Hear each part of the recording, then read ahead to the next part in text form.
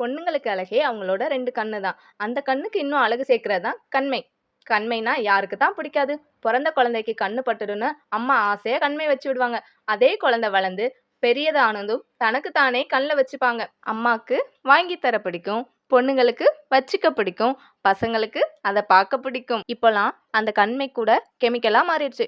Chemical ஃப்ரீயா கண்மை செய்றது சாத்தியமான்னு கேட்டா ரொம்ப ஈஸி. நம்ம இனியால இருந்து சுதாக்கா கூட சேர்ந்து செஞ்ச கண்மை தான் யாதும்ல இருக்கு. பொன்னாங்கண்ணி கீரையும் கரிசலாங்கண்ணி கீரையும் அரைச்சி அதோட சாறு எடுத்து அந்த சாறை ஒரு காட்டன் துணியில நனைச்சி காய போடணும். இந்த மாதிரி 3 தடவை செய்யணும். செஞ்ச பிறகு ஒரு 3 விளக்கு, அதுல விளக்கெண்ணெய், பாதாம் எண்ணெய், நெய் ஊத்தி அந்த காட்டனை திரியா யூஸ் பண்ணணும். அந்த விளக்கை ஏத்திட்டு அதுல உள்ள எண்ணெய் தீர்ற வரைக்கும் அதை எரிய விடணும். அதுல இருந்து வர புகைய ஒரு தட்டுல சேகரிச்சு அதுல ஒரு லேயர் ஃபார்ம் ஆகும். அந்த லேயரை நமக்கு கண்மையா வருது.